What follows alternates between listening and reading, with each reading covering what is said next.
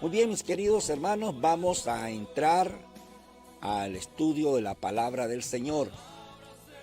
Estamos compartiendo una serie que en el programa anterior la iniciamos acerca de los profetas mayores. Una serie que nos va a llevar un buen tiempo con respecto al estudio sistemático de los profetas mayores. Les decía en esa ocasión que en la Biblia tenemos en el Antiguo Testamento una sección conocida como los profetas. El Antiguo Testamento tiene tres divisiones, tres partes. La primera se conoce como la Torá o el Pentateuco o la ley, aunque a los judíos les molesta un poco que se le llame los libros de la ley, porque más que una ley, ellos dicen que son libros de instrucciones. Luego conocemos la parte de los libros proféticos y los libros sapiensales o los escritos, los libros de sabiduría. Entonces, entre los profetas tenemos 17 libros proféticos. Pero allí encontramos profetas mayores y profetas menores. Le venía diciendo que la división no está porque sea más importante el profeta mayor y menos importante el profeta menor. Esa diferencia es por el periodo que ellos realizaron su ministerio. Jonás, puedo llamarlo que fue un profeta de un fin de semana. Ministró, llevó la palabra y luego se pierde de la historia. No así el profeta Isaías, que casi 4 reyes pasaron durante su ministerio profético. A eso se debe la diferencia entre profeta mayor y profeta menor. No en jerarquía, no en calidad, sino en el tiempo que ellos duraron ministrando. Entonces estamos estudiando el libro del profeta Isaías. Hasta el momento hemos dicho que Isaías fue uno de los profetas mayores, tiene 66 capítulos. El libro de Isaías se divide en 2 partes. Del capítulo 1 al capítulo 39 está la primera parte y luego del capítulo 40 al capítulo 66. Fácil recordarlos porque la Biblia tiene también 66 libros y el Antiguo Testamento tiene los 39 y luego 27 del Nuevo Testamento. Hay una gran similitud. También venía diciendo que Isaías se conoce como el profeta o como el quinto evangelio, ya que es uno de los profetas que más habla acerca del Mesías, de su nacimiento virginal, de su ministerio, luego de su muerte, de su resurrección y de su reinado eterno. Se centra mucho, además, los escritores del Nuevo Testamento mencionan mucho al profeta Isaías. Jesús lo mencionó también cuando dijo, bien dijo Isaías.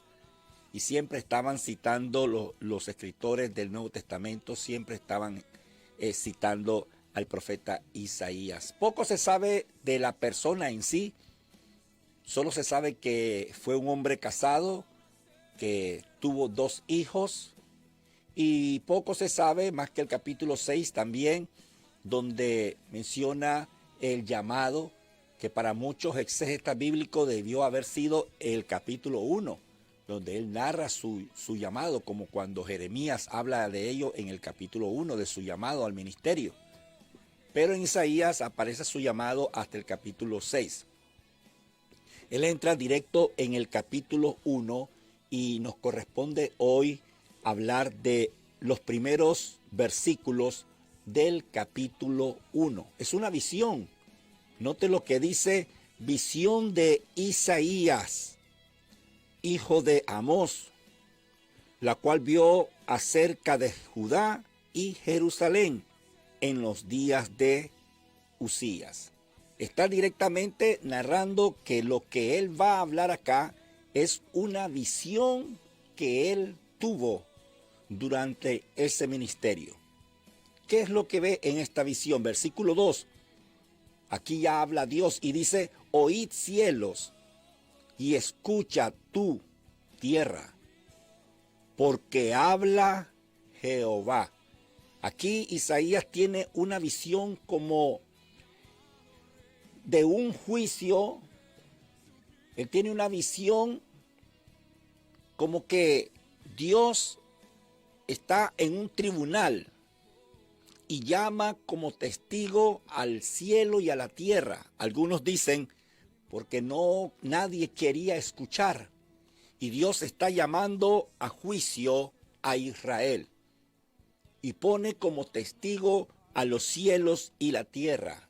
Y esta es la acusación que hace Dios. Escuche, dice: crié hijos y los engrandecí, y ellos se rebelaron contra mí. La primera acusación que hace Dios acerca de Israel, lo compara como un hijo, como un padre que ha criado un hijo.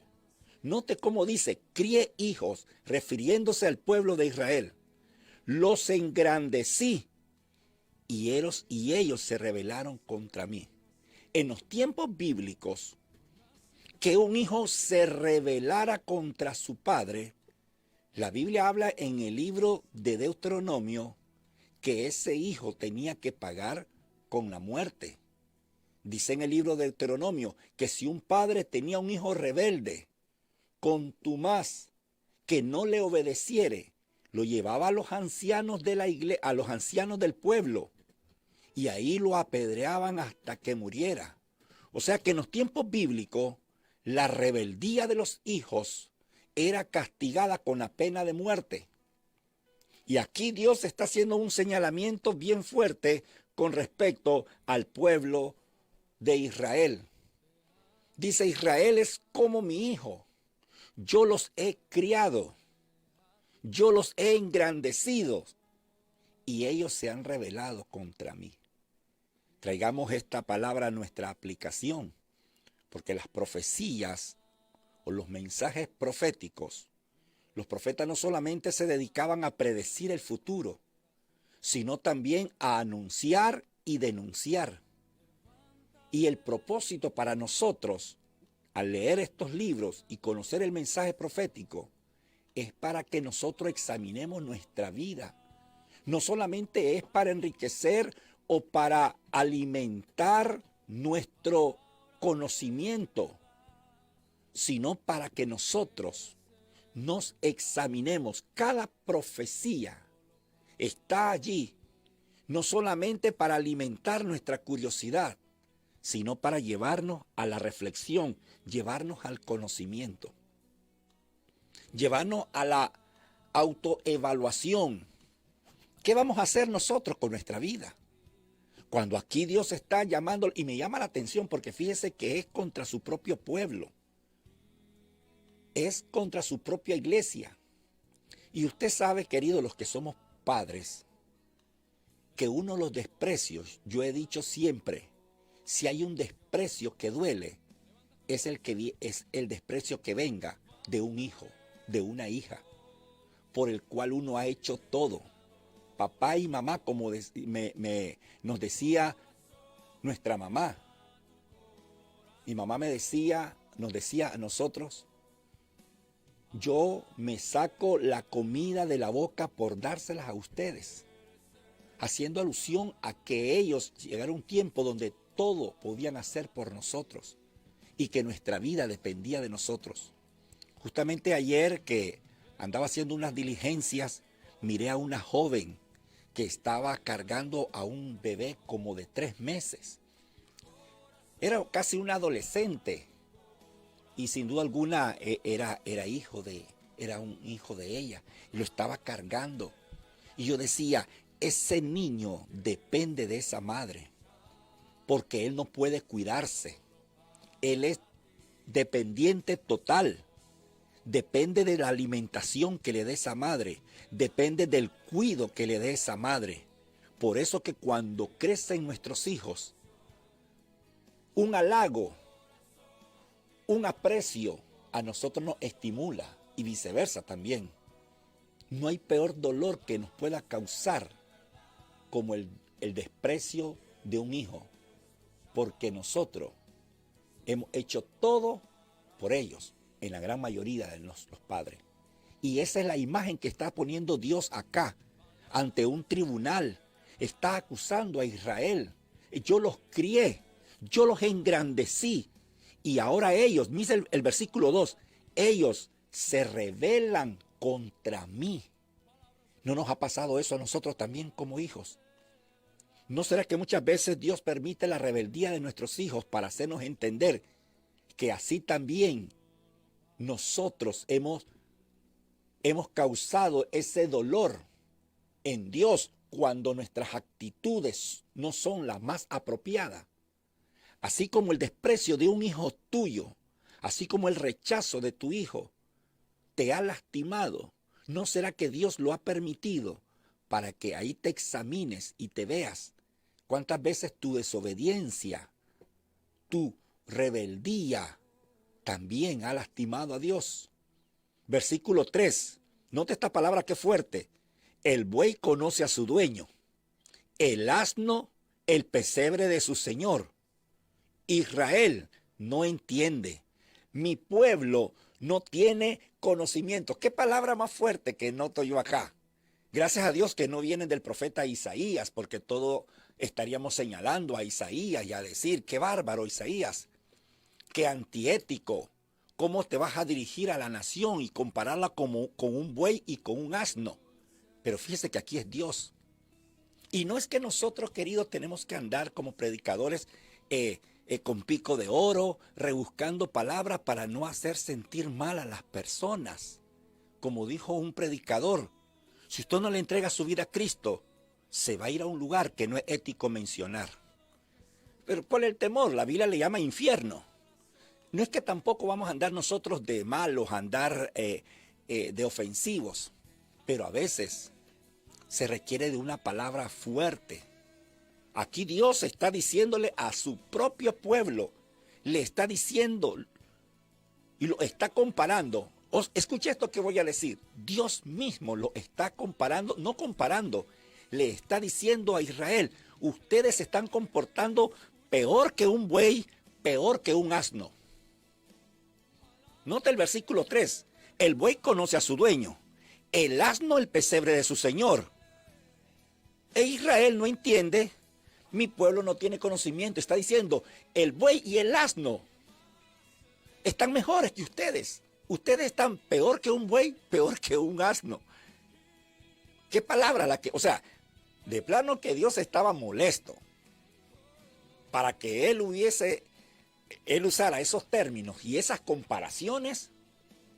Pues yo creo que lo que pretendía Dios, más que hacerlo sentir mal, es hacerlo entender, para que uno se detenga y diga, ¿hasta dónde está mi vida espiritual?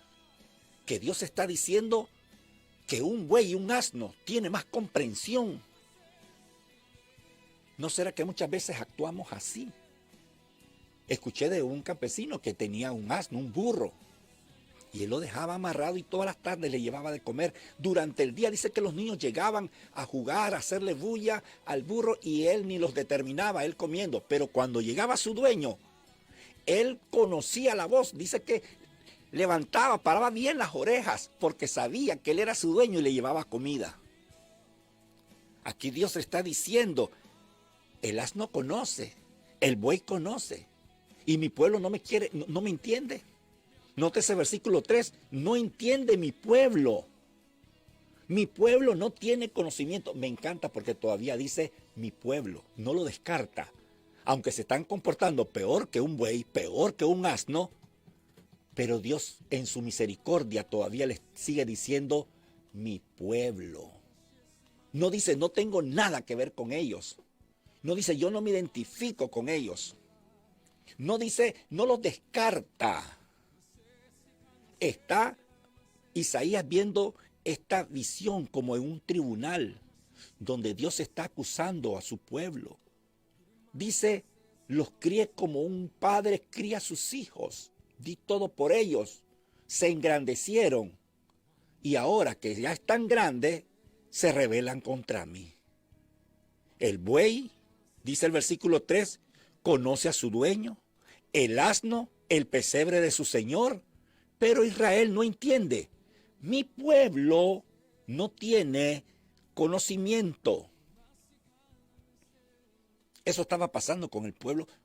Ese era el contexto espiritual. Recuerde que cada profeta fue hijo de su tiempo. Ellos ejercieron su ministerio en un contexto. O sea, lo que estaba viendo siempre se toma en cuenta, para hacer una buena interpretación, siempre se toma en cuenta el contexto histórico, el contexto político, el contexto económico, el contexto social, cómo estaba la economía en el tiempo que el profeta está ejerciendo su ministerio, en este caso Isaías, cómo estaba la economía, el contexto económico, cómo estaba la sociedad, el contexto social, el contexto político, cómo estaba el ámbito político, cómo estaba el ámbito religioso, el contexto religioso. Aquí estamos viendo que hay una decadencia espiritual y Dios los está llamando a que reaccionen, a que se vuelvan. No nos ha pasado muchas veces, no nos hemos comportado igual nosotros, que Dios nos ha bendecido y nos hemos olvidado de Él. Dios nos ha sanado, nos ha bendecido, nos ha guardado. Y muchas veces nos olvidamos de las bendiciones de Dios. Y no crea que uno cae en esa etapa de rebeldía de la noche a la mañana. Esto es paulatinamente. Mire lo que dice el versículo 3. Oh generación pecadora, pueblo cargado de maldad, generación maligna, hijos depravados. O sea, esa palabra tan fuerte. No, me parece que acá Dios estaba molesto. Note los términos que usa. Y repito otra vez, esto es lo que está viendo Isaías en esta visión. A Dios molesto con su pueblo, porque Él los ha criado, los ha guardado. Israel ha dependido totalmente de Dios. Si están allí es por la gracia y la misericordia de Dios que lo ha llevado hasta ese lugar.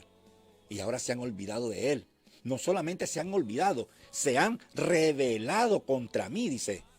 Se ha rebelado contra mí. En el versículo 4, oiga todo lo que le dice. Generación pecadora, pueblo cargado de maldad, generación maligna, hijos depravados. 4 cosas menciona, muy fuerte. Les dice pecadores, les dice cargados de maldad, les dice generación maligna y les dice hijos depravados. 4 términos muy fuertes. Pero ¿será que ellos llegaron de la noche a la mañana? Hoy se acostaron y mañana amanecieron rebeldes. Hoy se acostaron y en la mañana amanecieron depravados. No, el mismo versículo 4 dice, dejaron a Jehová. O sea que poco a poco se fueron olvidando de Dios. No nos pasa eso a nosotros. Poco a poco nos vamos olvidando de Dios. Hoy no quiero ir al culto, hoy está lloviendo. Ahí voy a ir mañana. Tengo pereza de orar hoy. Me da pereza ahorita leer la Biblia. Tengo sueño. Más tarde otro día voy a ir. Y ahí vamos poco a poco. Mire, el diablo no pierde tiempo, queridos. Poco a poco el enemigo va minando nuestra relación con Dios. Sí, esto pasa como le decían los matrimonios. Si lo que destruyen las relaciones conyugales no son las cosas grandes que nosotros nos imaginamos. Son pequeños detalles, son pequeñas termitas que van minando, y cuando mira, aquellas cosas que alimentaba, que inyectaban oxígeno a nuestra relación, las venimos descuidando. Así pasa con la relación con Dios. Esos pequeños detalles que van inyectándole oxígeno a nuestra comunión con Dios, la venimos descuidando hasta que caemos a un nivel donde nunca pensábamos. Y ahora, escucha, aquí le está amonestando a su pueblo. ¿Qué no dirá del inconverso? Pero ahorita el pasaje que estamos estudiando es el reproche, lo, lo que Dios acusa o a quien acusa es a su pueblo. Se estaban comportando peor que un inconverso. No nos pasa muchas veces a nosotros. El texto dice, dejaron a Jehová, provocaron a ira al Santo de Israel, se volvieron atrás. Dejaron a Jehová, me provocaron a ira y se volvieron hacia atrás. Y dice al Santo de Israel. Me encanta porque todavía sigue diciendo, soy el santo de ese pueblo. O sea que Dios no lo descarta. Soy el santo. Versículo 5. ¿Por qué queréis ser castigados aún? Es la pregunta muchas veces que Dios nos hace a nosotros. Y dice, ¿por qué quieren seguir siendo castigados? No mira que están sufriendo ya las consecuencias de su desobediencia. ¿Acaso no miran a su alrededor que están sufriendo las consecuencias de su pecado, las consecuencias de su descuido? ¿No es bastante con eso? ¿Por qué quieren seguir siendo castigados? Le dice a Israel. Recuerde que se estaba levantando un poderoso, Asiria. Se estaba levantando un monstruo. Que más tarde ellos iban a ir al cautiverio. Les está hablando. Están pagando las consecuencias ya de su desobediencia. Porque la Biblia dice en el libro de Proverbios capítulo 6, tomará el hombre brasa en sus senos sin que su vestido ardan. La respuesta es no.